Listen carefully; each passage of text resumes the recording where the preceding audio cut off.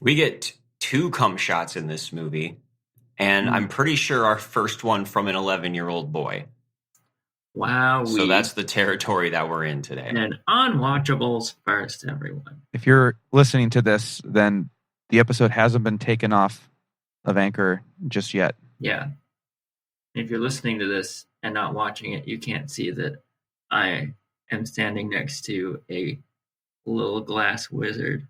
But if you're watching it on our YouTube channel that we have, and you might not know about, that you can subscribe to, you can see the little wizard that Seth is sitting next to. Great opportunity to plug the YouTube, Seth. Thank you. You'll be coming out of your wizard. I'm going to fuck you so hard. You'll be coming out of your wizard.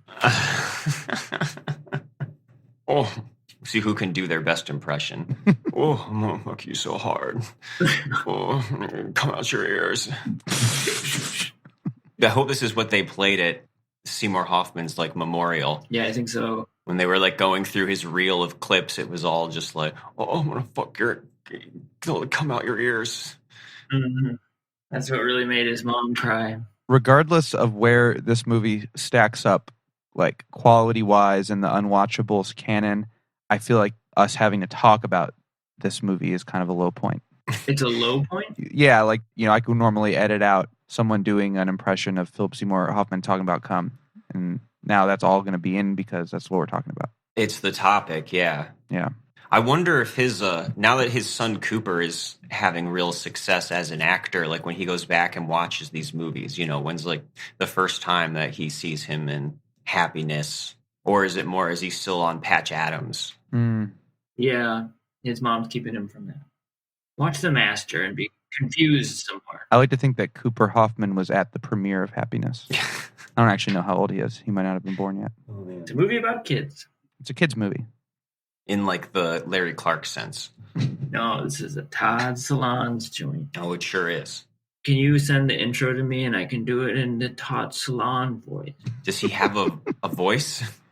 Oh yeah, he sounds like this. It's really not just about child diddling. You see, it's about New Jersey and the suburbs.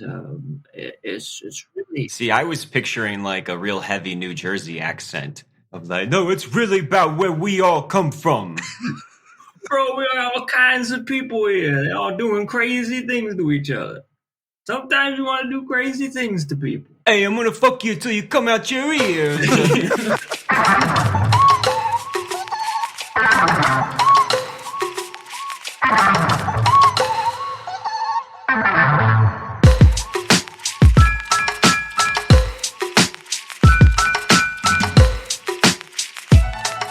Hello and welcome to Unwatchables, your destination for all films difficult, troubling, or just plain weird.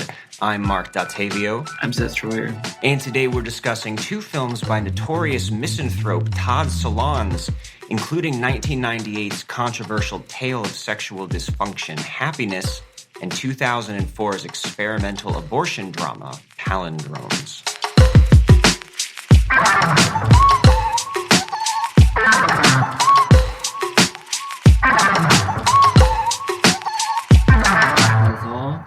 Don't you got like a little thing that you say where it's like, yeah, don't get anything on you. Come on over. We're gonna fuck you till you come out your ears. Yes. There you go. We nailed it. We're gonna come. So, oh God. So this is our Todd Solondz episode, and I feel like this is a long time coming. For lack of a better word. Already starting. We have to stop. We have to start over. We have to make it without any jokes. We're not going to make any crude jokes, innuendos, or anything just because it's a Todd Solondz episode. And it just doesn't give us license just because it's a Todd Solondz episode. And I feel like he's kind of like Larry Clark in that people don't really talk about him anymore. I mean, he still has some movies that have come out semi-recently, but I really feel like Happiness was his peak as far as people talking about him and him being like in the conversation. Yeah, I mean, he's very not invited to the current party, I don't think, as far as how these themes are being treated, if at all, in movies now are not at all being treated the way Todd Solondz treated them. Um, I don't know as far as He's very much a part of the 90s very independent scene with, lots of edgy low budget movies that were coming out around that time. And not to really compare him to Larry Clark, they don't have that much in common, but they do have kind of a sensibility where, they've been dropped by distributors and given X ratings for their movies. Their movies don't really seem the same, but I don't know. Those would have been in the conversation back then when we were talking about controversial films. But oh, he definitely. definitely got a lot more critical acclaim than Larry Clark ever did. Yeah, I mean, I think he's just a better filmmaker, a better writer. Like, if anything, Mm. what's undeniable about these is, I think they're well written script. He's like he's great at dialogue. He's great at putting a scene together. You may not like what happens, and you may not like how it's like the whole movie coalesces, but yeah, he's a writer first and foremost, I think. And at least as far as Happiness goes, and his movie before that, Welcome to the Dollhouse, these have really stacked casts, like really great actors that pop up. And I think he does really have a way with performances, regardless of what you think about him or his movies or, his whole sensibility. Uh, I think that's part of what got him so much acclaim is that he's got these great actors really putting their all and really going to some brave places, particularly with Happiness. But Yeah, I guess it's important to put his character in context because, like, it's very easy to just describe him purely as a provocateur, um, and he doesn't necessarily fit in, yeah, like with a Larry Clark or like a Von Trier. With in that regard, they're they're closer to like stage plays or so, they feel more like stage plays or something like that. It is more in what is spoken about and what is alluded to rather than what is seen. Quite often, we're not seeing a lot of really graphic things, but every once in a while, like pow, there's some cum on a wall. But right, but not which any further than that. You're right. There's no like nudity or anything. yeah, It's it's not hardly as yeah visual an experience as Larry Clark puts out there. right because it is very much about it's not about that. It's not about like just shining a light in the darkness just to like see what's there or something. I think Todd, I mean, he's a real weird like guy to listen to in interviews. He like is very meandering, but it is, and maybe like he is evasive sometimes in interviews. But I get the feeling that I do buy what he's saying a lot of the time when he talks about that. It's like sometimes it just kind of happens that this character is a pedophile. Like it's not that the movie is about pedophilia or something. The like what his project seems to be like about is I don't know. It seems like a lot more about exploring empathy and like forgiveness and how we deal with such things.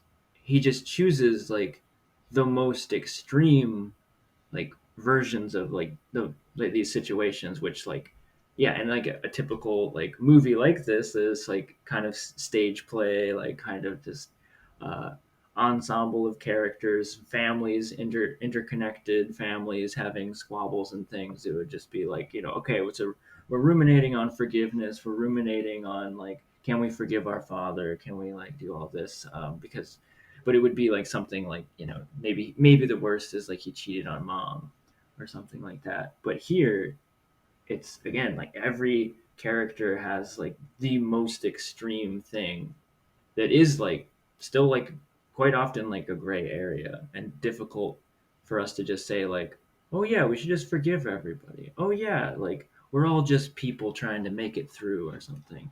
Although I think he kind of that's really where the rubber hits the road is when like okay, but what is the where do we land, how do we feel about this, or is it just a question mark, and is it like just washing his hands sometimes is sort of what goes on Yeah, sometimes. yeah. I think when you bring up empathy, that is kind of that's the ideal of Todd Solondz that I would like to see. That um, I think is something we should definitely get into with when we get into happiness.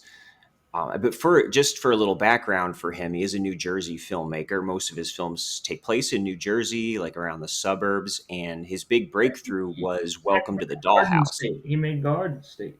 Yeah, he's basically the Zach Braff of sexual deviance. Pervy soap operas. Yeah, yeah. But it was Welcome to the Dollhouse in 1995 where he really broke onto the scene in a big way. I know that it was a film that Ebert championed along with Happiness, actually, and it won Sundance's Grand Jury Prize. And I think everything is set there. I don't know if you have seen that at some point, right, Seth? Seen what? Welcome to the Dollhouse. Yes. Okay. And I think his whole template for his career is there, that there's a lot of black comedy, but also a lot of kind of button pushing.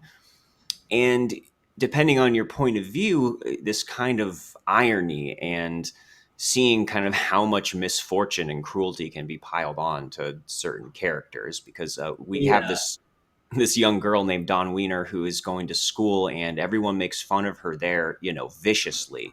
Even the other kids who are being bullied, will in turn not want to have anything to do with her. And she goes home and gets just as much shit from her parents and her siblings and any kind of friends that she has. And I watched it for the first time in preparation for this because I'd only seen Happiness in the past. And I can see like his way with performances. There was stuff in it that made me laugh that went a long way.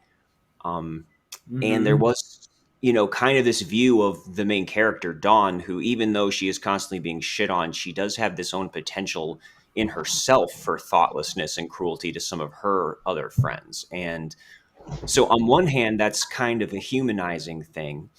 And there is something about in the exactly. And just comparing it to other like coming of age movies or movies that take place with, in junior high schools or middle schools, we do see a lot of bullying and stuff depicted in films, but usually not this like bluntly. And, it's up and you kind think of it's a counter. You could look at it as a counter to those kind of films, like sure. bracing splash of cold water in the face. Yeah, it opens up and it kind of feels like, oh, this is like Napoleon Dynamite or something. Or like, I've seen this before. She's awkward, and of course they pick on her because she's the main character or something. But it never lets up. And that is like the focus, is that just like nothing's going to work out for Dawn. And it just continues to be so, which is a bit of a spoiler for the sequels, which we're talking about, basically. Because that is another interesting aspect of at least the first, I believe it's 4 movies of Todd Solondz. It's that they're all kind of interconnected. They're all these characters that, and like they feel like there is like a cartooniness to a lot of it. There's like an exaggerated quality. The way they're shot is kind of like, I don't know. They remind me of like, they have these like pastel colors. It reminds me of like the Peanuts or something. These characters feel like comic book characters sometimes, even though they're dealing with the most realistic, like intense situations. And yeah, it is interesting that like the families that are in Dollhouse come up in Palindromes, and then Happiness also has some interminglings and things like that, which also has its own sequel, Life During Wartime. Yeah, that's true. He does keep revisiting a lot of these same characters, sometimes in unconventional ways. As far as Welcome to the Dollhouse, I think that you're right that there's, on one hand, you could see it as these are kind of stylized, exaggerated dark comedies, and to be less generous, then you might see it as like these are caricatures, and that there's some kind of a sense of mocking them, of you can feel the director's hand behind there, that he's just seeing how all the different ironic ways that he can just torment these people. And when they finally try to do the right thing, it just blows up in their face. And, there's kind of a potentially a glibness to that.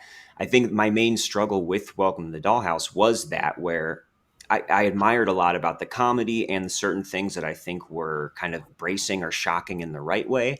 And then other times where it just seems like this is just a really deeply misanthropic guy who is not so much exploring things as kind of enforcing his own, like, bitter isn't everything awful for everyone point of view.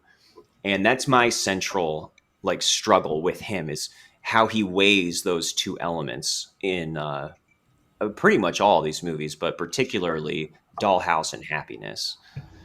Mm-hmm. But that's talking about that movie. Let's get on to Happiness, because that was his big follow up. It won the International Critics Prize at Cannes and got a lot of critical acclaim, but it was very controversial in '98. It was originally supposed to be distributed by October Films, and when they finally saw it, the guy in charge refused to release it and dropped it, so it had to be picked up by another company.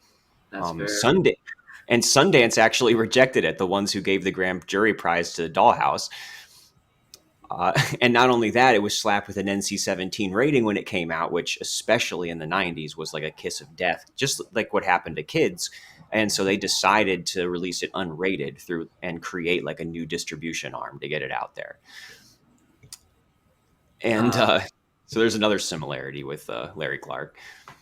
Yeah. Happiness is wild. I can't believe it happened. But again, at the same time, so much of it is not on screen. It's just what is being spoken about, which is very interesting. And I don't know, maybe it could be seen as very American, that we just have these like very hot button things that just even voicing them, even just voicing a question about them, is this thing. It's just like, nope, that's it. Leave the party. You're out. It's gone. Over. Yeah, again, there's nothing graphic in the strictest sense in this movie. I mean, okay, we've watched a lot of movies that to keep bringing up the cum shots, it's basically just someone like spraying a shampoo bottle from off screen against a wall, and that's all that we get here. That's about as explicit as it gets. Yeah, but this is a big, like, kind of ambitious, multi-character like ensemble piece that has many characters in it. Real curvy Magnolia. Exactly. And so I'm not going to bog us down like a big description, but essentially at the center of it, we have these three sisters.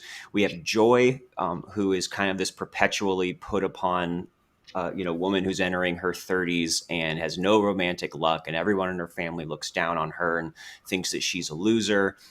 So you're doing great at this already. This is the part I dreaded about this one. Because Magnolia, in that, like, there's like 7 main characters, and like which one do I start with? And not all of them even interlock with each other. Like, but some never. Thank you. You spoke too soon, though. I'm just still on the first person. But that's true. See you in an hour. Yeah, and then we have her two sisters. We have Helen, played by Lara Flynn Boyle, who's this, pretty stereotypical kind of upper crust artist, socialite, who's always going on about how she wishes she was more authentic, and definitely she's very caricature. Yeah, for sure. For sure. And yeah, she's so ridiculous. She's so just like, she's working on this book, and just like everybody just thinks I'm just so wonderful, but they don't know that I'm just shit. And if I had just been raped as a child, I would actually be a real artist and know what pain is. Then I'd know authenticity. Yeah, I'd laugh. Yeah, and I'm just so tired of being admired all the time. And she's extremely condescending to Joy. And so is Trish, the other sister, who is more of like a homemaker mom who says multiple times, "Oh, I just have everything." And she'll sit down with Joy and be like, "We always thought that you were just destined to failure. And now, hey, it looks like maybe not." Oh, yeah. Very on the nose. That she eventually feels more like a voice of like conservative politics or something at a certain point. She's the one who is constantly like making hard, fast judgments, where a lot of the other characters are like meandering and uncertain. But she's the one who's always like, no, not with my kids. That's not how that works. Or like, if the kid's teacher is on heroin, she needs to go to jail. That's it, and all this stuff. Like she seems like the only one who's making these like really hard, fast like judgments and things like that. Yep, and pretty much all of the other characters and threads somehow spring from these three people.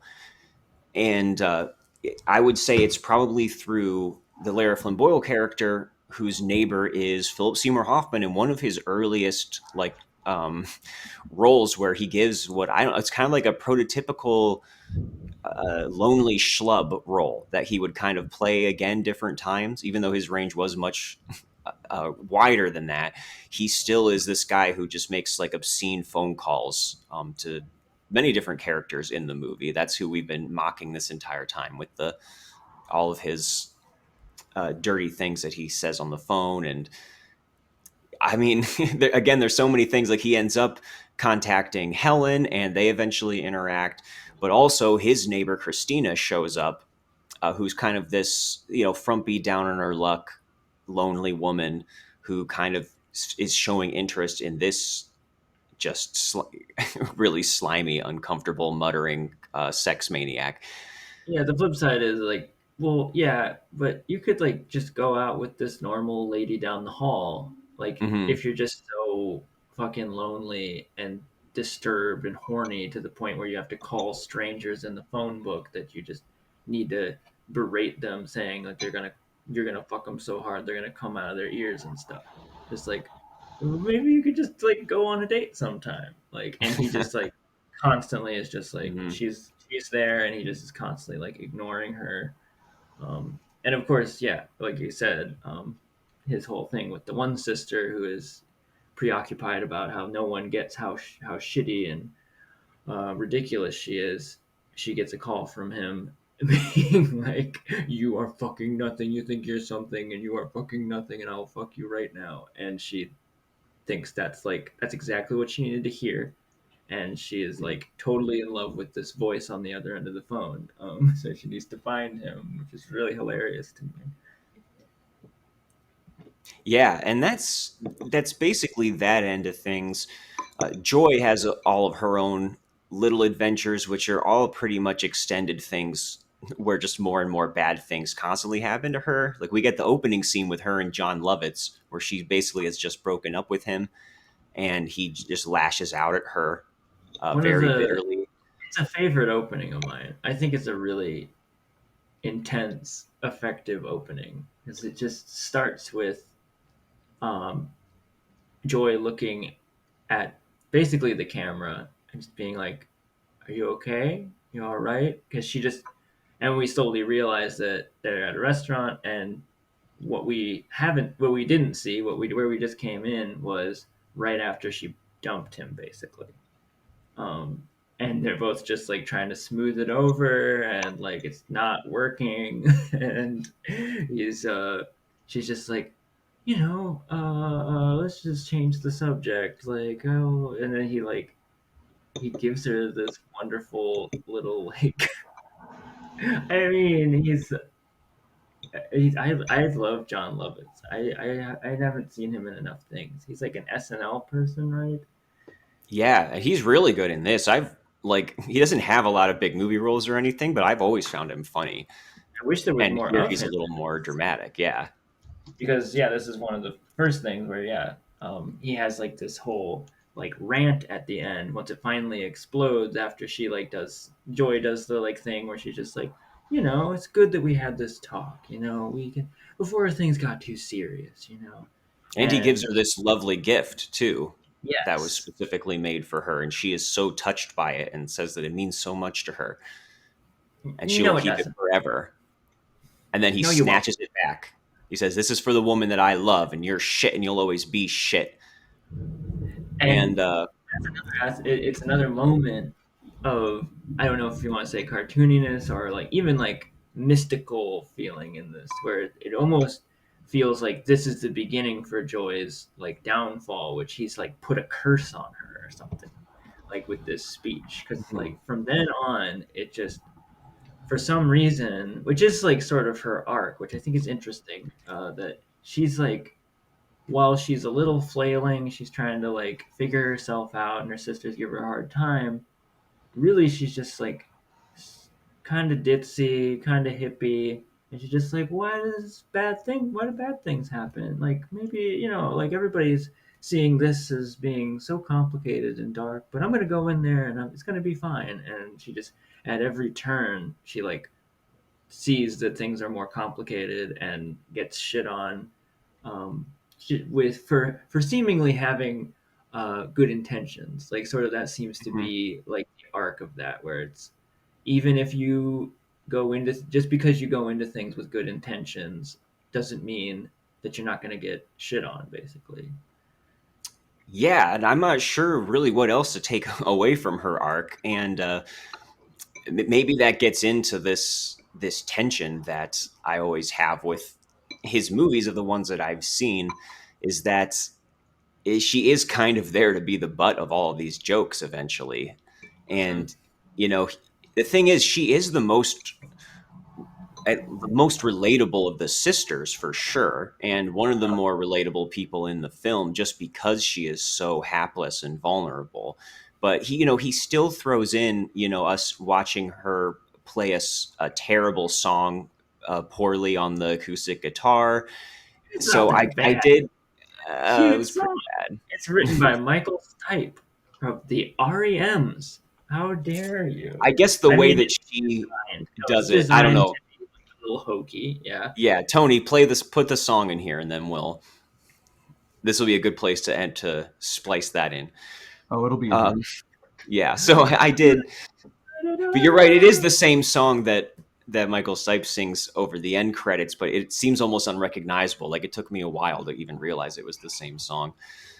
Um, but yeah, her sisters though are so I really all seem like caricatures to me, and there's not a whole lot going on with them. It's really some of the things going on around them, because we've left the biggest thing here for last, which is Trish is married to Bill, played by Dylan Baker, and they have two sons together.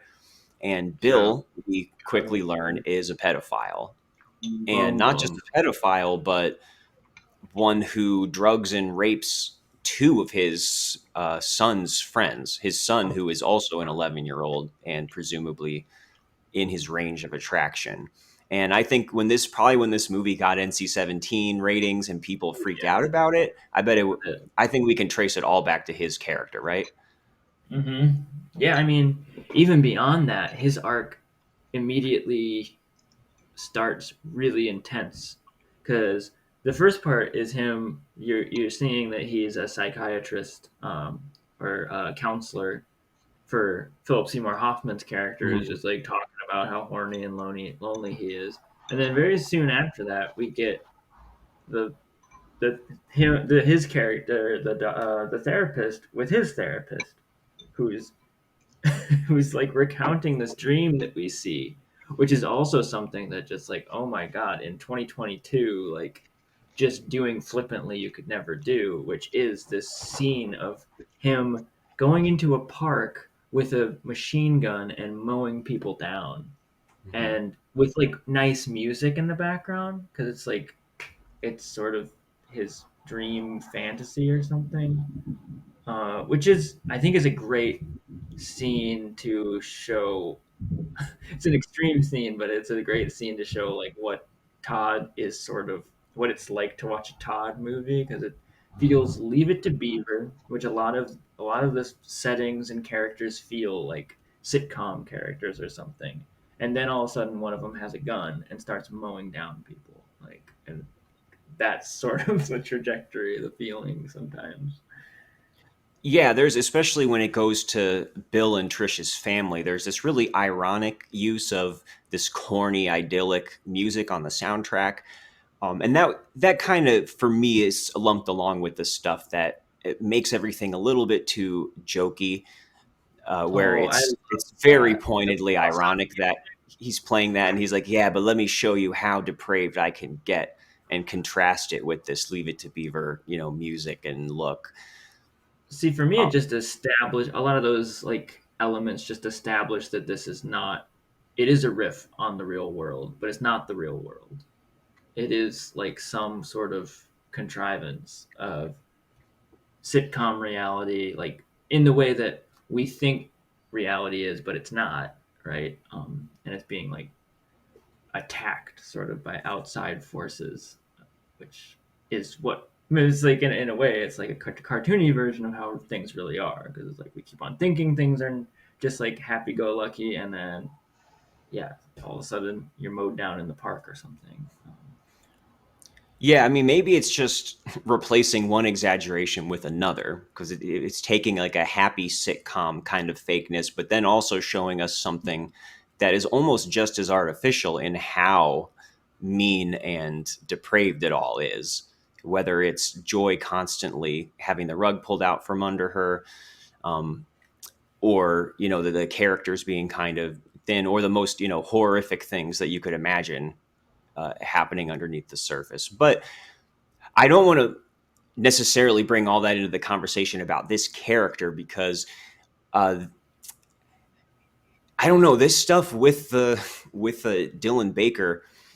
I wonder how much like this reads differently on the page, but his performance I think is so phenomenal in this that he at times he sells the like ultra pitch black dark comedy where it is squirm inducing in like in a really darkly funny way.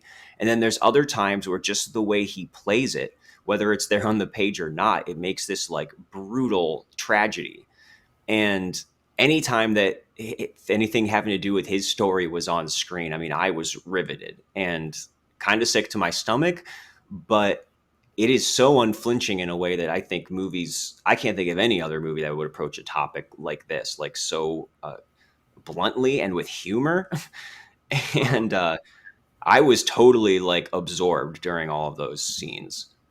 No, I agree with you, and I think that is a challenge with these movies, and a challenge for Todd to communicate this sort of like quasi reality, quasi cartoon, quasi Leave It to Beaver kind of thing to an actor, and an actor is trying to interpret that, and I think some of them can do it better than others, and that's your mileage may vary, and I agree. Like like Joy's like path is kind of like one of the weaker paths in this movie, but here it does seem.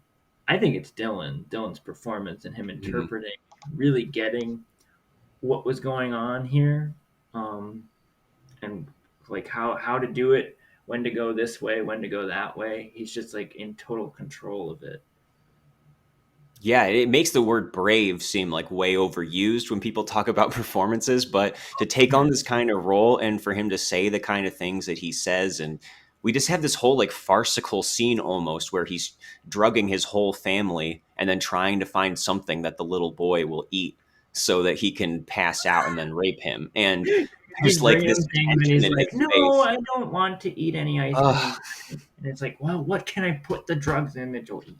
And it's like, "Well, maybe I'll have a tuna fish sandwich." Another part where they managed to play that arc for laughs in a way that I thought was like laugh out loud funny is his son explaining to him that Ronald Farber's parents leave him alone when they're out of town on vacation or whatever, and they have a whole conversation about how old he'll have to be before he can be left alone. But then it immediately cuts to him driving to Ronald Farber's house and like calling to get the address and like psychopath stuff, but like the cut to that is like so funny. Which is just like made to look easy.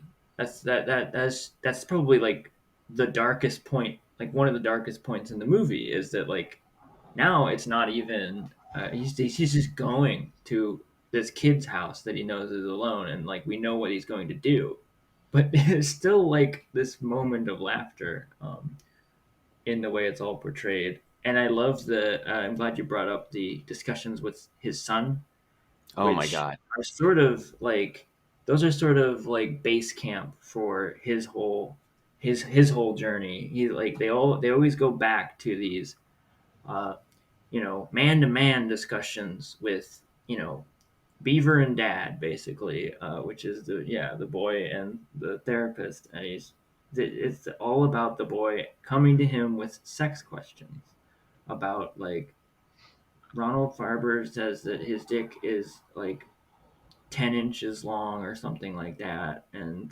then they have this like, now everyone says that, Johnny. Now who is everyone? It's like like he's like doing the dad thing. Yeah, it's like on one hand, he is doing a pretty good job as a dad, and he comes off as like really thoughtful and caring for his son, which does seem genuine. But then, God, these conversations when he asks him like, "What has come," and he asks he starts asking his son like, have you ever come?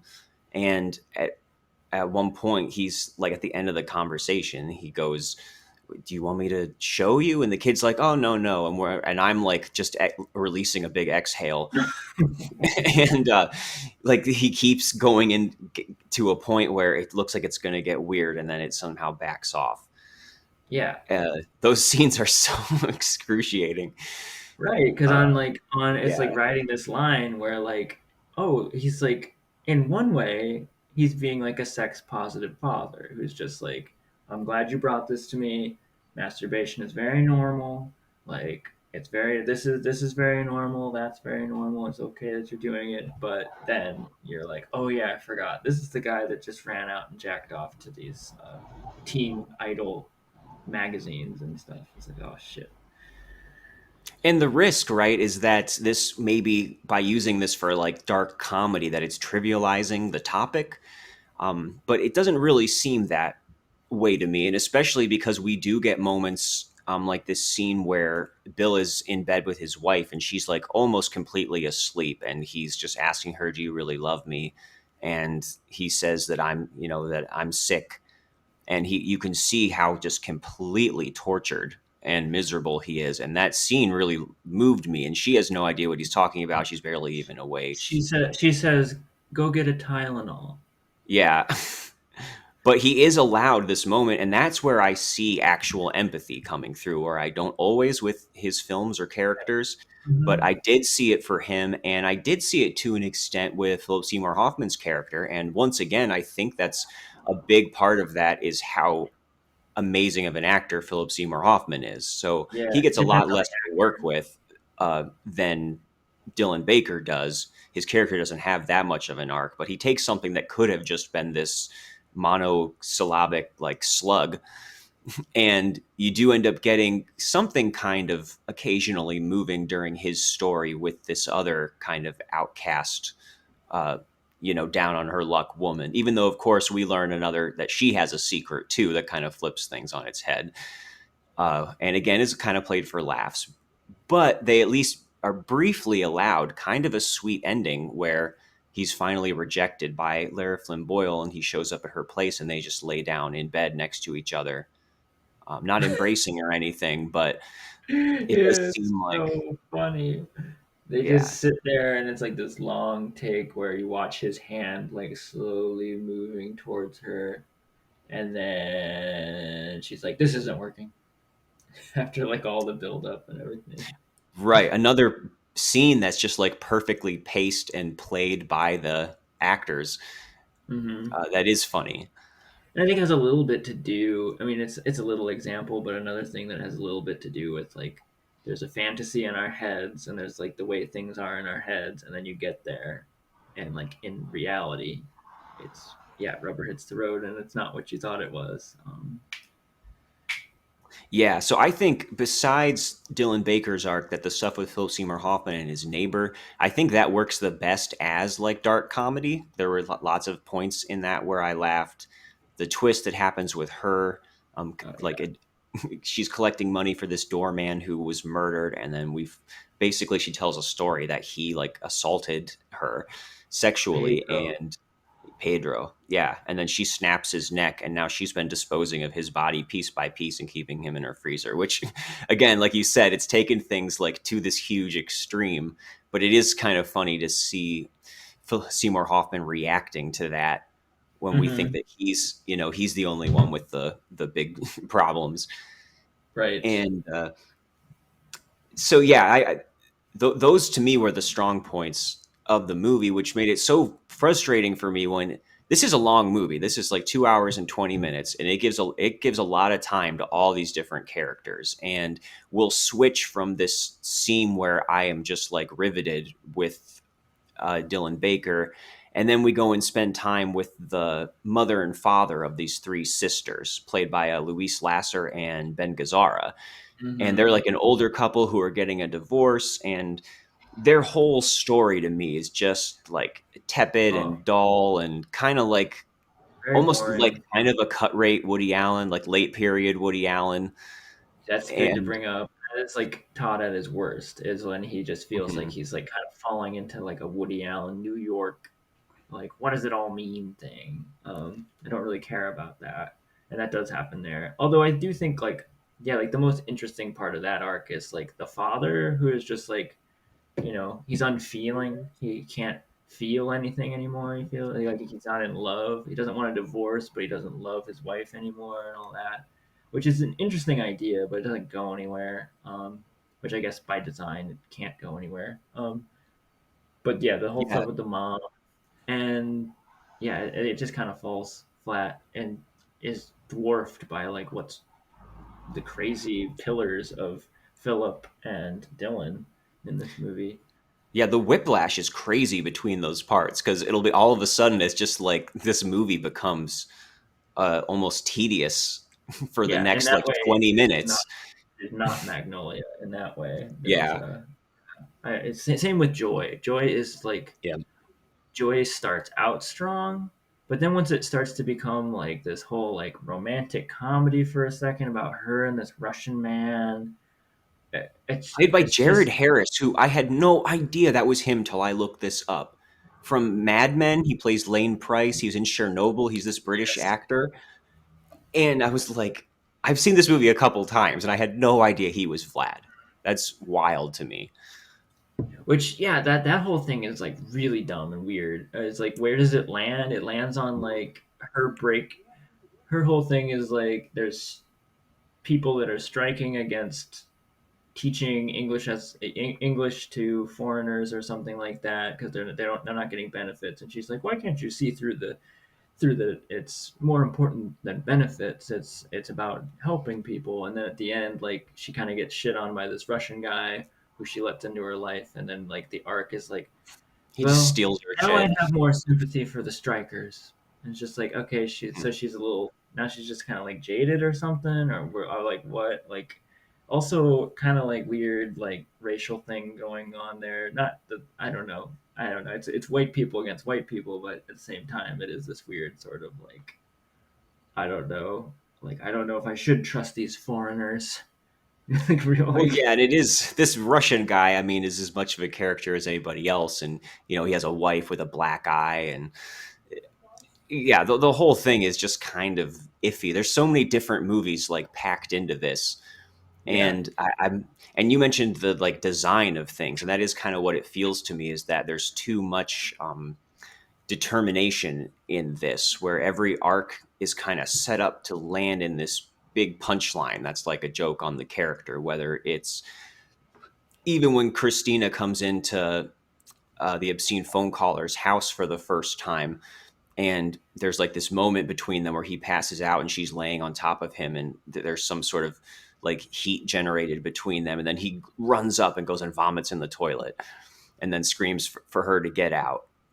Or oh my god, the ending of this movie, which again I guess we can skip around here, but this is what's just coming to mind when yeah let's do it. we we see, everything is basically wrapped up, and the whatever's left of the family is all there together, and the God. So when we leave Philip Seymour Hoffman's character, he has kind of this sweet little last moment where he's laying in bed with Christina. But of course, in the epilogue, we hear, "Oh yeah, did you hear about this lady? She got arrested. They found all these body parts." And then Lara Flynn Boyle is like, "Oh, hey, Joy, I know this guy down the hall who would be perfect for you," who she knows is the obscene phone caller. And it's like, rug is pulled out once again, just so everything ends in the darkest possible place. Yep. And little Billy is out on the balcony masturbating and finally comes. and we get a nice shot of a dog running up and licking the cum off of the railing. And then the dog runs in and starts licking the mouth of his mother. Yep. And at that point, I'm like, it's almost like no matter how invested I tried to get in these characters or anything to get out of this, Solondz keeps wanting to remind me of, no, this is all a big joke. And at a certain point, I just had to be like, okay, man, you win. You want to undercut every single thing in your movie that happens? Then, go ahead. But I mean, it's such an ironic thing at the end with the, then it cuts straight to the song, and just the fact the movie's called Happiness is so nudge, nudge. I don't know. That was my biggest impression this time. Was like, I wish he would just let these characters develop a little bit on their own instead of just being stuck in this worldview of his. yeah, I don't know. I adore the ending because It is funny. it hammers home the like comic strip feeling of it. Mm-hmm. And maybe it is like it's not the most responsible choice, but it is just like interesting to me that it's like goes back to this sort of like leave it to beaver, everyone's at the family dinner table, like what did you do today, honey, like basically like summing up everything which you can't sum up, which is sort of like I get what you're saying, but I like, and I also get what he's saying, which is sort of this, I mean I don't know that he's being evasive necessarily, but he is like being truthful in that like we don't have like great answers for these things, and things just sort of go on and keep happening. I don't know, and they're not going to just like none of these characters are going to like arrive at some place where they're safe now, or they've like solidified into something. Uh, and I do like the whole "I came" thing being the last moment where the kid comes in and he just smiles and he says, "I came." Uh, Yeah, what do you think he's doing there? Because I wonder, is it just so he has a line like that to end on? Is he suggesting that this really is a great thing for him somehow? Or is there a suggestion that maybe all these people's problems are coming from their like sexual dysfunction and being guided by their own deviances? I mean, At least for a lot of characters. So is this pointing towards the wrong direction for him? Is this like now he's finally ready to join the adult world? I I don't see that. know, I see that like that. but in a bad way, A little or bit. I mean, in a complicated way. That it's like, yeah, we've had like a whole rainbow of like ups and downs to the adult experience here, and now this boy is about to sort of more or less start to join that go on that journey, I guess, and that's sort of what's being said with that line, I hmm, think, uh, which is like, yeah, both exciting, like coming is exciting, I guess, like joining the adult world is exciting, but at the same time, it's like, who knows what this boy is going to become? We don't know and make where he'll sure that be, the what will dog is happen. locked out. Yeah, I mean, I love the low hanging fruit with that. I mean, I think it's just because he hates. I think he just like kind of made that character to be shitty. That sister, it's just like great. They just like now Oh, you that's get true. licked by the cum dog. Uh, In the end, everyone gets licked by the cum dog in a Todd Solondz movie. nah, just the conservative mom. Yeah. Well, I mean, the metaphorical cum dog. Yes, Yeah. absolutely. But but every time I get to, I don't know, I struggled so hard with this movie because scene to scene, I was so like getting frustrated with how involved I was and then being taken out of it. But there are definitely, I'm never going to forget scenes like his last conversation with his son, the pedophile character, where he basically just decides to be completely honest, and the kid keeps prying with more and more detailed questions, and he just gives him more and more detailed answers. And I could see it reading, on the page as kind of as glib as the other things I didn't like, but the way that they play it, like it really is tragic. And him Mhm. even finally like addressing being attracted to his own son, but he would never actually penetrate him. He would just jerk off instead. It's like, oh God, but I was Yes. almost like I was really affected by that scene. It was just the emotions were so powerful behind that. It's it's one of the quintessential examples of like a Todd scene, I think. And it is like one of the most brutal scenes I've ever seen. And we're not seeing any blood and we're not seeing any sex. It is like just It's a about conversation. putting yourself in that situation, like either as a father or as a little boy, like looking up to a father and suddenly realizing that like everything I looked up to is now is like falling apart and it was nothing like I thought it was. And it's also um, a good example of Todd in the way that it could like most people stop at the so you you touched them and he's like yes I fondled them and then they would like you think it's gonna end there because that's enough it's like disgusting but like Hmm. then they push even further because which is very true like I don't know like then the kid is like no like what did you do and then he finally says like I fucked them and it's just so devastating and so just like but also in this weird way of like for the kid is like devastating but also probably some sort of like a relief that there's something powerful about the kid really pushing his father here and like not wanting to hide like he wants to know it Hmm. all he wants to know it all and that's sort of like maybe where a lot of Todd's impulses come from and a lot of the impulses around like transgressive art kind of come from are like I don't want anything hidden anymore even if it like fucks me up and it's scary like I don't want to like live in delusion uh, I want to know. I want to know exactly what happened, exactly how things are. You know. Yeah, and for Bill himself, he's a miserable, tortured character because of having these impulses, and it's like he's finally chipping away just brick by brick. By the more explicit he gets, the more he dares to actually tell the truth instead of his entire life just being nothing but lies. So there is meaning there for both of them that's actually brought out by the more explicit he is in describing what he did. And that's quite a tightrope act for writing, directing, and for the performers. And credit to the little kid too, this little John Denver lookalike, for And then it's, handling these scenes too. and it's a tightrope for the audience to know what to do Mhm. with that, which is like this thing of just like, yeah, glad you're being, yeah, like it's easy for us to say like we should all be true to ourselves and be the most authentic versions of ourselves, and then like you realize like no, some of us like actually if we are like we would be monsters. Um, so there is like this, yeah, it's like it goes round and round with this whole illuminating, but also maybe also the flip side is like, yeah, you can't go back either. So yeah, a lot of things going on here. And so Seth, would you unwatch this movie No to wrap way. up the discussion? Although I don't know how many, I might watch this movie again. I don't know how many times I can really watch that final sit down with the father and the son again. This might Mm. be just like I think I kind of skimmed it this time because I had seen this movie a bunch in the past. I kind of was a little bit of a Todd head for a second. Kind of just got really into it for a second.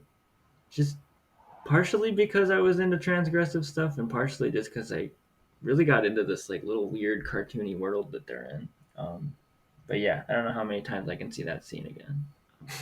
Probably never. Yeah, this was a big one for me, like when I was first getting into movies too, in the same way that Kids was, and I don't know, A Clockwork Orange, other ones that we've talked about where I've kind of outgrown them a little. Hmm. But because this did seem like the most transgressive, like I could not believe this, and I passed this DVD around to my friends to watch along with Kids. And yeah, I would not unwatch it either because even though I found Welcome to the Dollhouse to be more consistent of a movie, but it doesn't hit the queasy highs that this movie does. So it's kind of Sure, like it the doesn't shoot as high as this one does. Yeah, exactly. So I think overall, Welcome to the Dollhouse is probably a better movie. But Happiness, even though I was more disappointed this time, I can't deny a lot of the things in it that are pretty much unlike anything else I can think of to compare it to. So Because yeah, no everybody one. else is like, I'm good. We'll let Todd do this. That's fine. Yeah. But you think it stops with happiness? It does not. No. All right. Well, let's move on to a movie I am not at all conflicted about, which is 2004's Palindromes. It wasn't the follow up to Happiness, but it was the second movie he made after that. In between, he did Storytelling, which I have not seen. Have you, Seth? I like it a lot. It's one of the Okay. first. I think it's like the only movie where they were like, "You need to cut this scene out, or it's gonna get an X rating," and Hmm. instead he put like a red box around genitals, and it's just in the movie, um, and it's known for that, and I just absolutely love that. Just Is because there it is. no is there no like boxless cut out there? I think there is, yeah, but like Okay. what you saw in theaters was like a red box, just like, which is very cool of him. I kind of love that about it. It's just like these fucking prudes can't handle this. You need to be reminded that they can't handle this kind of. Yeah, he definitely sticks to his principles, and if nothing else, we get a pure vision from him every single time at bat. Yeah, And Palindromes is, I mean, it's more experimental than any of the other films I've seen by him, as far as in terms of these different devices that he's using and the structure of it. yeah. And also, this harkens back to Welcome to the Dollhouse, where it actually opens at the funeral for Don Wiener in the first of many, in my view, pointless little devices and Already hopping scenes into it, that huh? are going on.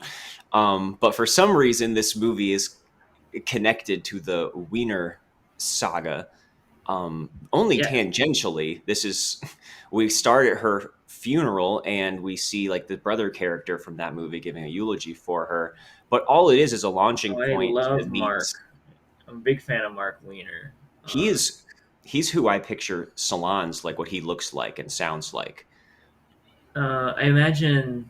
I don't know. Yeah, maybe he's like a little bit of a He's got this little like Todd. goblin face and a little like Yeah. balding.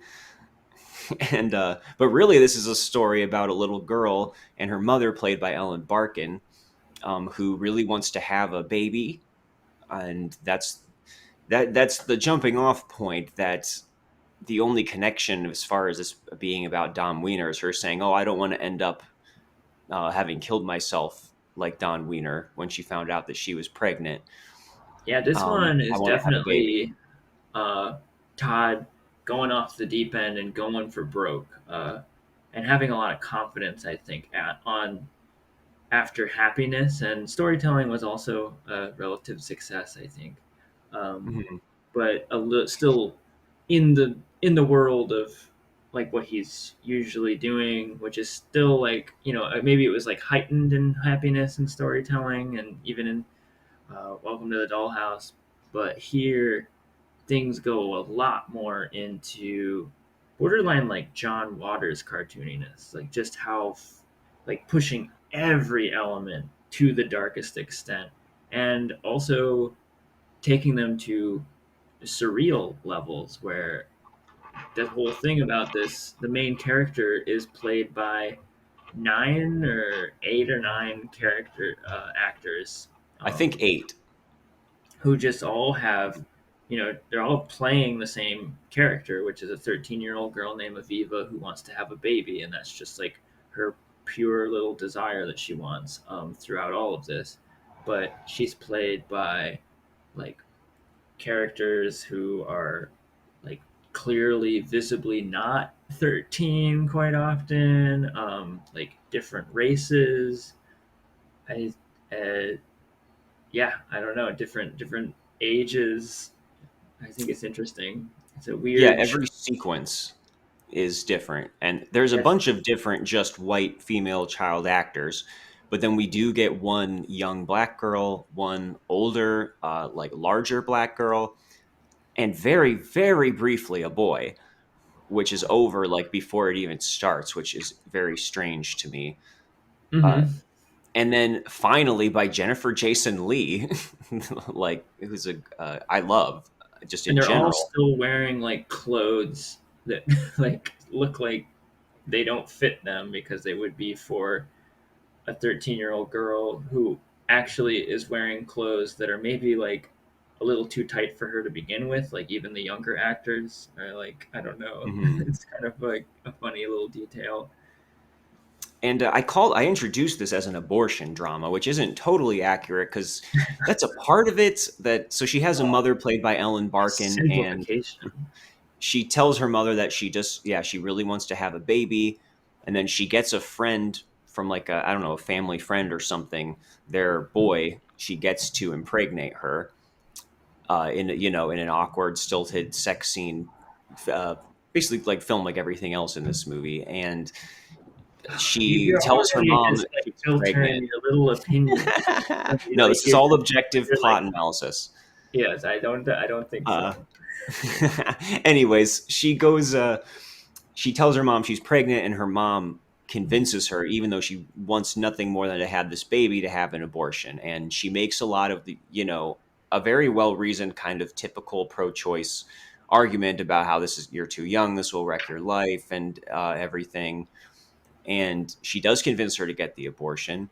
We get this little scene where the mother finds out that I don't know I don't know if they botched the procedure or something, and it turns out she's Yeah, not going to be able to have kids ever after yeah, this. they But botched it. yeah, but Aviva never finds that out. It's kept as a secret from her. Hmm. And the next scene, even though she's told everything's fine and it's over, where she's just out on the run, and it kind of turns into her going like from place to place, which is kind of what reminded me of Desperate Living. Speaking of John Waters, Yeah, Eh, it becomes uh, this weird, like surreal journey. Like it's like a Alice in Wonderland kind of thing, just sort of from one strange situation to the next. yeah, and the longest one by far is when she ends up at this home run by Mama Sunshine that is full of like disabled children, basically played by actual disabled children actors. Full Um, like Alejandro Jodorowsky, questionable choice. I don't know. yeah, definitely we'll have to talk about that. But they're also like hardcore fundamentalist Christians. There's all kinds of jokes about on Christians, and they're ultimately planning to assassinate the abortionist who happened to be the one who performed the abortion for Aviva. Things go from there, but yeah, it has this conceit running all the way through it where we have a different actress playing the role. And I don't know where the best place is really to start with discussing this, but to me, I saw no real purpose for this using a different actor in every scene. And maybe we Well, can start there. So I don't know if you agree or disagree with that, but it really seemed to me like a stunt that did not actually add anything thematically to the film. I mean, I guess you can use the word stunt, but stunts are cool. When people do them Hmm. on their bikes and they do backflips. That's how I see this. I don't know what it really is trying to say, and it probably, I don't know. I don't think many arguments I can imagine he would say are very convincing or all that interesting. Like what's he got about it is just like so everyone is like there's some kind of no, there's no like universal aspect to this character. This is a very specific character, specific 13-year-old girl who specifically like in a rather like maybe like little girls like fantasize about sometimes about becoming mothers, but like not in this way. Like she's like hell bent on like having a baby like at 13 by any means necessary. So there that kind of falls through. I think it is just sort of an interesting surreal exercise, I guess. just to like hammer home the surreal nature of the movie. And it isn't. I don't know if it really fits in with the themes, and I think it kind of proves that he's not always thinking about themes. He like even though that is like that's the Todd thing is that like he's going on issues and issues and issues, but I don't know. I think it is just more of an interesting little visual thing that he felt like doing. Yeah, because obviously the one of the big comparisons would be a movie like I'm Not There by Todd Haynes, the Hmm. good Todd, you could say. And Oh, where he has a different actor play Bob Dylan in different scenes, and again, it will change gender and race and everything. But there was a whole method to that madness where this is a figure that it cannot be contained or interpreted in one way and is always going to be a mythological thing with contradictory sides to it because it's about Bob Dylan and hmm. how we process him and can never really get to the bottom of him as a person, like his whole life is a performance. And yeah, with this it just seemed like he was throwing in a lot of things just to kind of spruce up a story that ends up being totally directionless.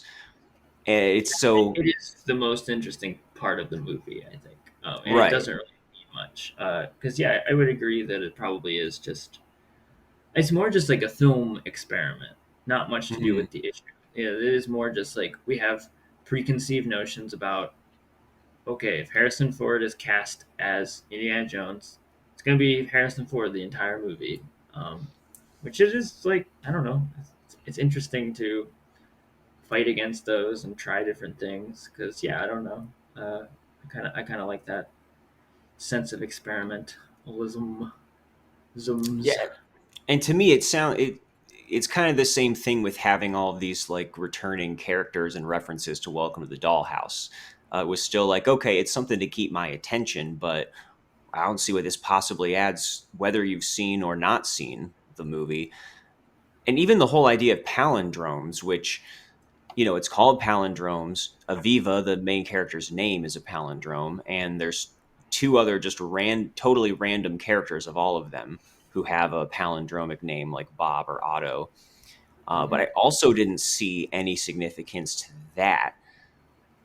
It feels like there's this scene towards the end when they're having this birthday party, and Mark Weiner from Dollhouse is having a conversation with the main character, now played by Jennifer Jason Leigh, who's the oldest by far of the people playing the little girl. And he has this speech that's like, I don't know, it seems to come out of nowhere to me. He's like saying, people always end up the way they started out, from in front, from behind, whether you're 13 or 50, you'll always be the same person. And that there's no free will and everything is genetically determined. And it almost feels like kind of a Hail Mary of trying to tie everything together. Like, okay, wait, so palindrome, the name is the same forward and backwards. She's being played by different actresses, Hmm. but nothing. That doesn't seem to be what this movie is about. It's not about free will or the existence of God or the ability to change. I also didn't even think it had any real perspective on abortion or Yeah, parenting, any of the things that define this character. I I honestly don't see what the point is at all, and I'm not sure that Solondz really had one either. Like the yeah. movie, by the time we get to the end, it really felt like a complete nothingness of just a bunch of stuff happening, leading nowhere, feeling nothing, just like a void. I mean, you feel things. I can't help but feel things with this with a movie like this. I don't know, regardless of if it all ties together neatly, which I think that's the whole thing. He's saying once again, which is not very super profound. You know, like it's stating that things are cyclical, and it's yes and also no.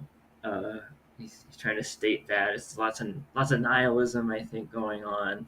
Kind of maybe a Hmm. bit of a defeatist quality, but at the same time, I think he's just trying to create a story. He's like trying to tell a story with characters that go through an arc of a plot of some sort. And again, this is what happens when Todd tries to do this because he's trying to be like just so thorough and like fair to the point that anytime a point tries to be made, it is like kind of shot down or something because it has to splinter Hmm. off. Like even that Hail Mary, where I agree that it's clearly like a central speech or something that Mark Weiner is giving. But even there, it is sort of lampooned at the end because after all that, like which feels like maybe it's like, okay, so that we're talking to Todd directly now. Then he just says like, well, I mean, not that any of it matters. Like China will take over soon or something, and like I forget what he says. The environment will implode and all that. Right. Which is he like delves into very specific like conspiracies or something that are seems specific to that character at that point, which in a way brings it back to character, which I think what happens a lot of the time in this movie, rather than keeping it about the issues or something like that. And when we talk about Solondz as being a provocateur, I think this is where I see that most. Yeah, Like, he doesn't have much to actually say on these topics, but there is abortion is just brought up significantly. It does, there is child molestation. There's this older truck driver guy who has like a sex scene with a underage child actress, which is okay. I guess that's some other way we can push a boundary if we have to. yeah, one of And the gross, unneeded yeah, scenes. so and then of course the whole thing with all of the disabled children, it just seems to me like a grab bag of button pushing just for its own sake by throwing it all in there but not actually doing anything with it. There's definitely some shots at fundamentalist Christians, which is that's fine by me, but it's still all pretty like they're all at the dinner table and one of them goes like, pass the freedom toast. Yeah, And there's this scene where they're all like doing like they have this pop group or something where they're singing these songs about Jesus and doing this choreographed dance, and it's well, all with real like developmentally disabled child actors. And I don't know, the whole thing really feels like we're supposed to laugh at this, and it's at the kids, it's at Christianity, it's which again, I'm not going to defend organized religion or anything like that, but it does seem like kind of easy shots a lot of the time, and the way they're plotting against an abortionist. Yeah, I don't know. and How did you feel about the thing with all these disabled children? Because it really risks, like, since it doesn't have anything particular to say, it seems like it's reveling in just the weirdness of their appearance. I feel like there's an honest attempt here to do something that is just not possible, which I think is a lot of what is going on with this movie. Is like he's attempting things with almost like, despite all his nihilism, with like a real like watery eyed like optimism or something. Like we can actually be just enter into this scene and have like a real objective, complicated moment. Um, which yeah, it's complicated, but I don't know. Like I don't know that he is necessarily just putting it in there for laughs or just to be exploitative. He's putting it in there for it to be like confusing for us. He's trying to befuddle Hmm. us into how do I feel about this? How like what do I do with this? And it's it's this and it's that, but it's also funny and it's also like I shouldn't be watching this, and also he shouldn't have shot this. Um, so it Hopefully, does. the actors at least all had a good time. It kind of looks like they did. I don't know. They're dancing, but it is kind of at their expense. And yeah, it just shouldn't have been done.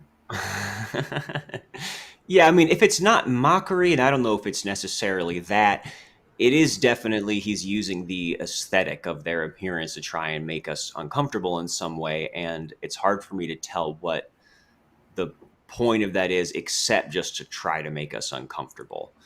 Like, Right, which oh, is bad. is It's a bad thing to be frivolous about. mhm. There is one really funny joke in that bit after they go around the breakfast table and introduce all of the variously disabled children that are being fostered in this like weird cult, Mama Sunshine is expressing concern that Aviva is going to run away, and she tells her, we had a special daughter of ours run away recently, and she didn't even have any legs. That's the comedy here. Yep. There's a million of those in this. Like, oh man, which is like already, I think, just Todd starting to implode on himself a little bit. Like, it's just like it's just too, I don't know, it's going too into that zone of like humor. I thought of one that actually is a pretty funny joke. So the trucker / hitman, there's a scene where he's at a diner with the underage girl he's toting around, and the cops come in, and he panics for a second, and they have this whole back and forth about what they'll explain their relationship as to the cops if they have to, and of course it doesn't come up. But then later in the movie, they're checking into a hotel, and the hotel clerk says, "Is she your daughter?" And he thinks for a second, and he goes, "Half daughter." Oh, I did laugh at that actually. That's a solid joke. Very 2022. My half daughter. Right. Oh, it's fine if it's sister porn, Yeah, and another thing is just, so this is a character who's going around with this underage girl and has been having sex with her, and he's also the assassin that's going to kill this abortionist. And I mean, just frankly, like, he's no Dylan Baker. And so I feel like the acting in general, nothing in this movie with these performances like are nearly as transcendent as what helped it so much in Happiness. No. Not any of the kids, even when Jennifer Jason Leigh, who is a very good actor, shows up at the end and is older, she still just kind of sounds like she's just trying to mimic a little kid. And I got nothing out of the character or any of the performances. Even her mother, Ellen Barkin, was like, she does like a competent job, but it was nothing that really got under the surface for me. Mm-hmm. I guess just to hammer home all the questions about like the issues going on in this, like abortion, where does it even, I mean, I guess the red herring maybe is that it's like, if you talk about abortion in a movie, I'm supposed to land somewhere, or I'm supposed to be told to land somewhere. I almost feel like it's trying to do all of it, because Todd's thing seems to be just like about sowing confusion, regardless of how he actually feels about it.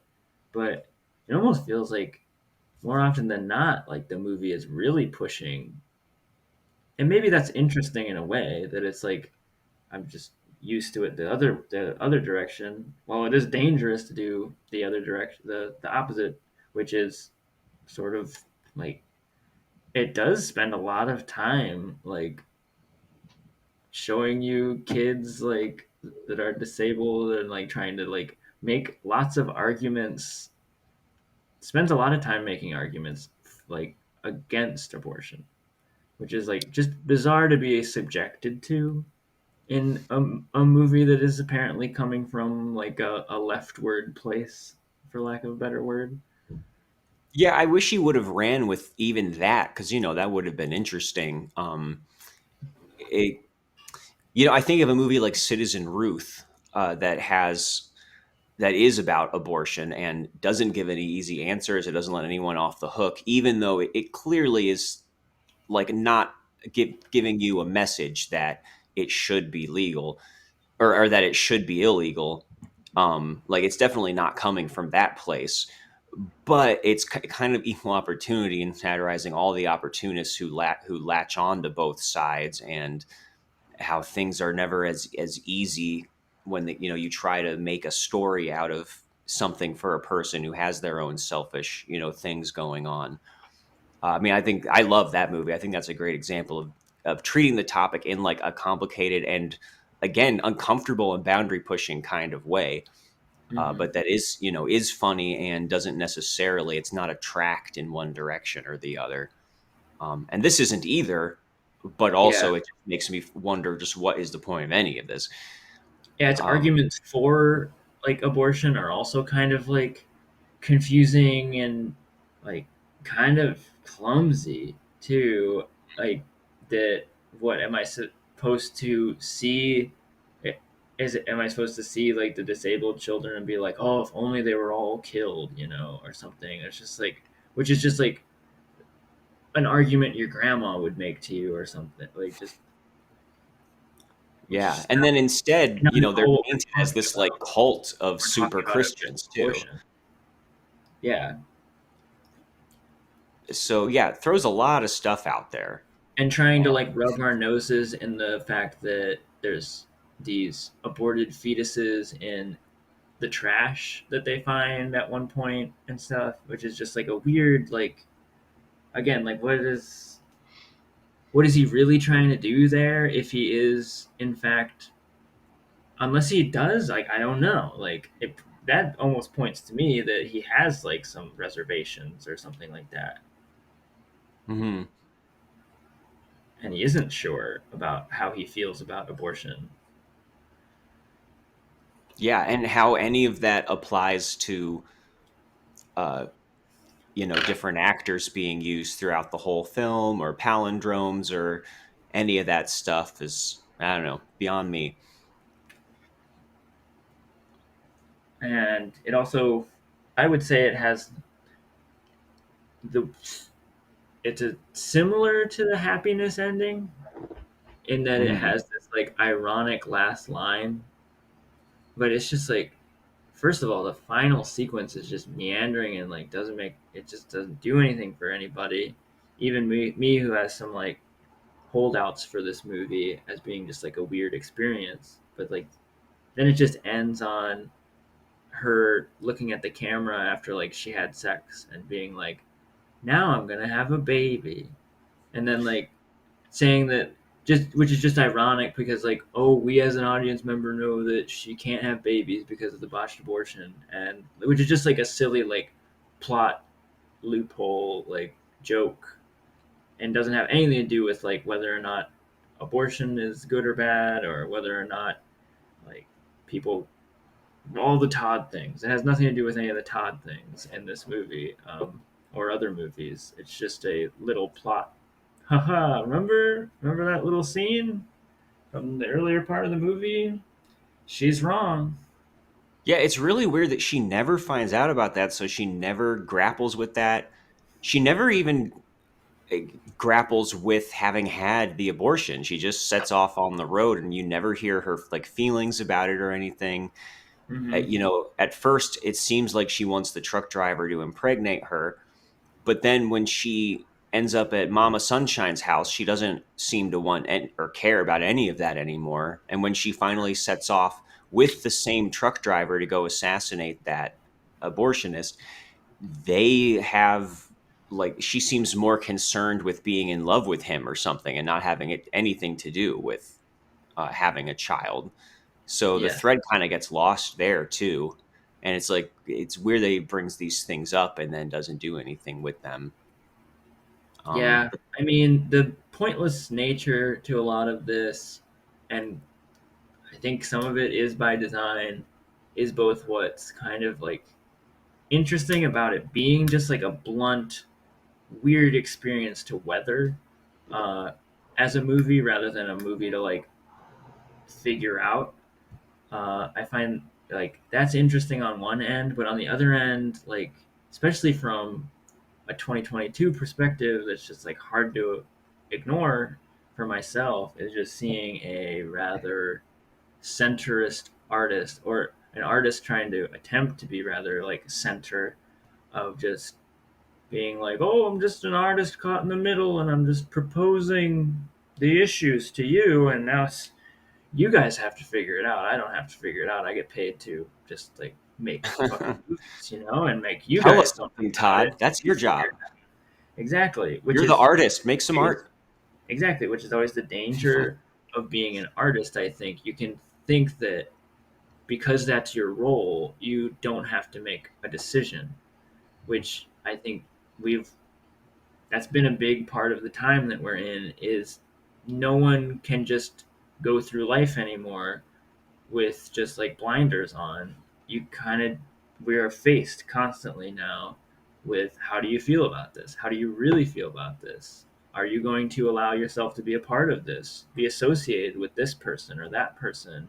Or do you support this rather than that because of this, what it's attached to or what it's not attached to? Um, and that's important. I'm glad that's occurring right now. It is interesting to see an artist like present something like this, but also I think it is like a bad example.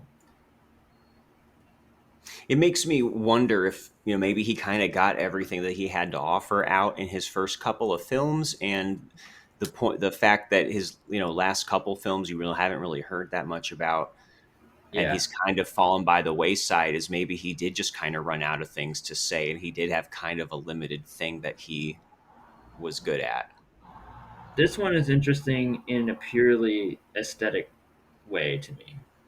Just as like Mhm. a weird thing that exists and a weird thing to weather and meander through, and there is like a mood to it. There's colors that stick in my head. There's the theme, which is like very like a haunting lullaby that I do enjoy.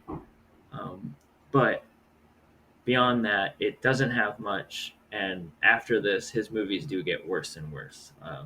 I like Life During Wartime is just, it's also one that is like, all I got is aesthetics out of that. There's nothing really Mhm. profound going on. His dialogue by the time of Wiener Dog that I just watched recently is just like paint.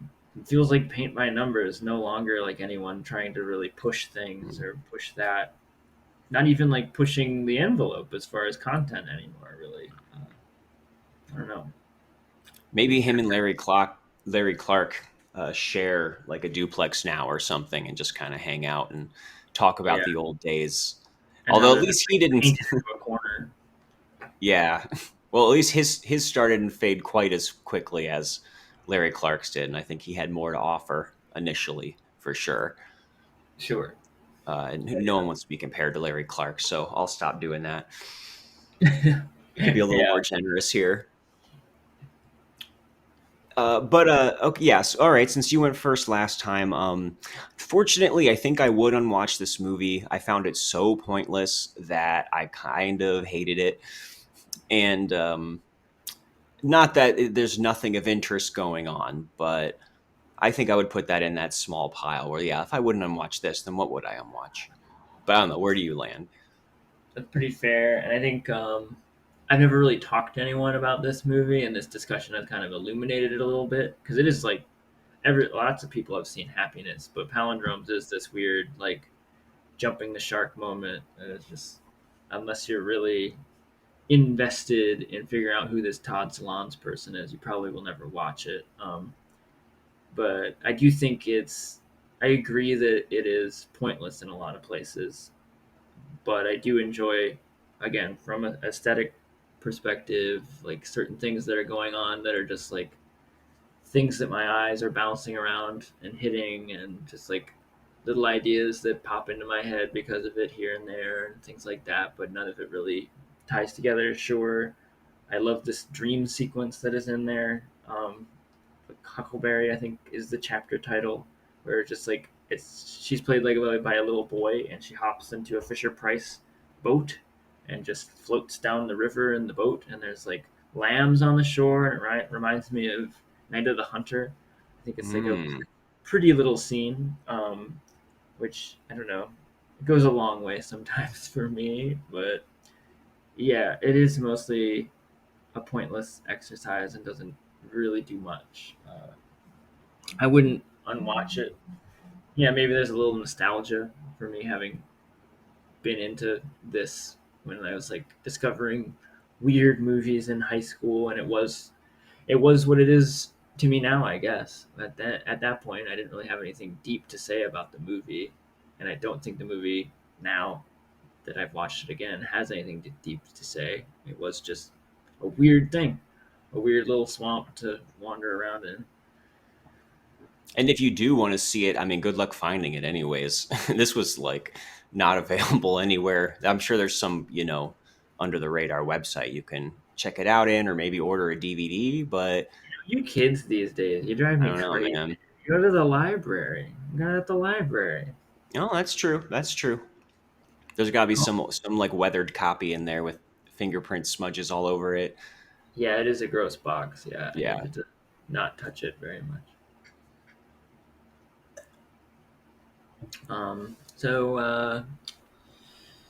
Yeah, lovely topics raised by Mr. Todd. All right, that's enough, Todd. You can sit down now. We'll move on to the next speaker. We've had so many guests lately. I want to ask, Seth, anything you want to plug? Thank you so much for joining us. Oh, yeah. Any podcasts that you're going to be on? I'm going to be on this podcast called Unwatchables, where we watch movies that are unwatchable sometimes, but not always. Sometimes they're incredibly visibly just there, like right in front of you, and you can't avoid that you just watched at least a portion of it before you closed your eyes. I gotta say, the concept doesn't sound very interesting, but I don't know. Maybe I'll check it out. Oh man, I feel like I always get that with we named it Unwatchables, and people just keep coming up to me, and they're always doing the thing where they're just like, you could probably watch. It's watchable. You could physically watch it. It's like, it's gross, but like you could watch it hypothetically, or something like that. It's physically possible to watch it. Yeah. So we need to find a movie that's like too bright. You actually can't look at it, like it's The Sun. Yeah, it's just called The Sun. That would be our first really unwatchable movie. Yeah, couldn't get more than 5 seconds through that thing. What if we call this episode I wouldn't unwatch this movie, I'd jerk off instead? Oh God. Oh my God. Well, I think we got our closer right there.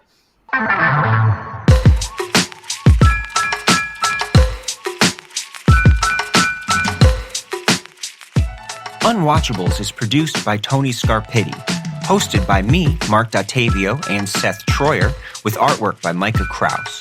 You can find Seth and I on Letterboxd under Marc Dottavio and Sloth Troyer. You can also check us out at unwatchablespod.com for links to our Twitter and Instagram, or support us on Patreon for bonus content and to have a say in what we watch. Thanks for listening.